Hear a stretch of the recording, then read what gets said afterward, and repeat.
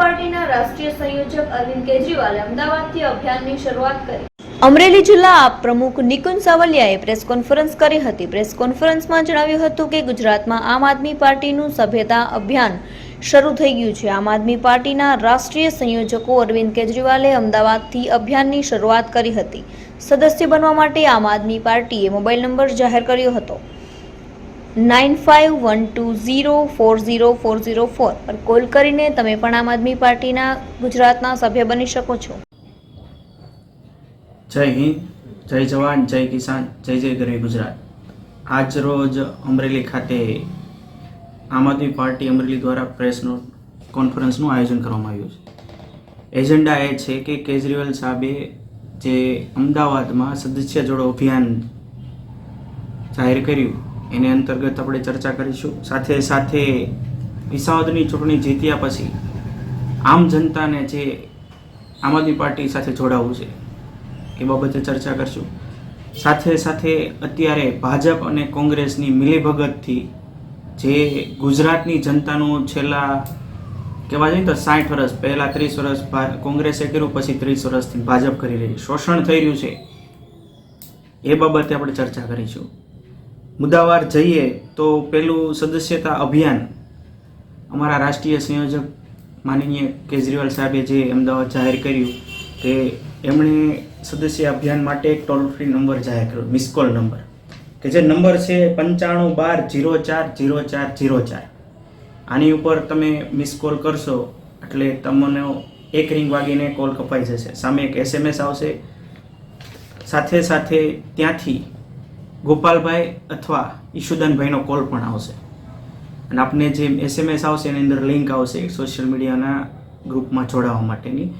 તો જે લોકો આમ આદમી પાર્ટી સાથે જોડાવા માગે છે એમને નમ્ર વિનંતી કરીએ છીએ કે આ ટોલ ફ્રી નંબર ઉપર મિસ કોલ કરે, લિંક આવે તે મારફત અમારા સોશિયલ મીડિયા ગ્રુપ સાથે જોડાય, જેથી કરીને આમ આદમી પાર્ટીની ખરેખર રાજકીય જે કંઈ કરવા માગે છે કે જનતાના હિત માટે, જનહિત માટે, જનતાના ટેક્સનું વળતર જનતાને કઈ રીતના ચૂકવવું એની કામગીરીની તમામ માહિતી લોકો સુધી મળતી રહે છે।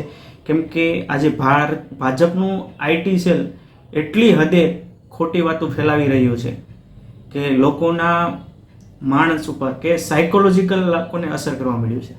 ત્યારે એક સત્યનો સાથ લઈને આમ આદમી પાર્ટી જનતા સુધી પહોંચવા માગી રહી। સાથે સાથે સદસ્યતા અભિયાનમાં જે લોકો જોડાવા માગે છે, આમ આદમી પાર્ટીના પ્રાથમિક સભ્ય બનવા માગે છે કે આમ આદમી પાર્ટીમાં પોતાનું કેરિયર બનાવવા માગે છે, આ યુવાનો માટેની પાર્ટી છે। એટલે કે આ પાર્ટીમાં કોઈ જાતિવાદ, જ્ઞાતિવાદ, ધર્મવાદ નથી। આ જાતિમાં કોઈ સંબંધવાદ નથી, કાકો ભત્રીજો હોય કે બાપ દીકરો હોય કે પરિવારવાદ કે અન્ય કોઈ। આ પાર્ટી યુવાનોને સ્થાન આપે છે, યુવાનોને પ્રોત્સાહન આપે છે। કેમ કે આજના સમયમાં આ વૈજ્ઞાનિક યુગમાં યુવાનો જ ભારતનું ઘડતર કરી શકે એવું કેજરીવાલ સાહેબને લાગે છે। એટલે કેજરીવાલ સાહેબ કહે છે કે યુવાનોને પ્રોત્સાહન પહેલાં આપો, આ યુવાનો દ્વારા પાર્ટીને આગળ વધારો અને આજના પ્રતિનિધિઓ યુવાનો હોવા જોઈએ। આપ સૌ જોવો છો જ્યાં જ્યાં યુવાન પ્રતિનિધિઓ છે ત્યાં કામગીરી અને જનહિત કલ્યાણના કેવા કામો થાય છે।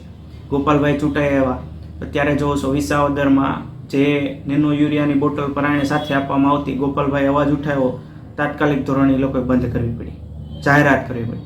આવા અનેક મુદ્દાઓ છે। તો આપ સૌને આમ આદમી પાર્ટી તરફથી અમરેલી જિલ્લાની જનતાને જણાવવા માગું છું કે આમ આદમી પાર્ટીમાં જોડાઓ, આપના અને આપના સંતાનોના ભવિષ્ય માટે એક મોકો આપને, પછી જો ગુજરાતને જે સૂત્ર છે એને સાર્થક કરીએ।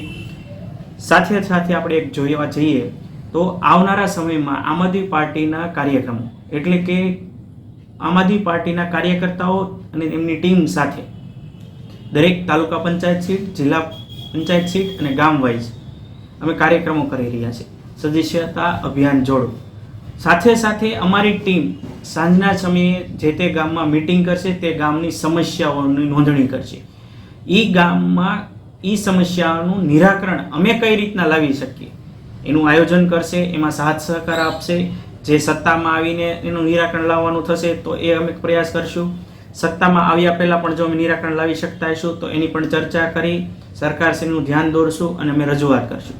ટૂંકમાં આમ આદમી પાર્ટી હવે સામાન્ય લોકોનો અવાજ બનીને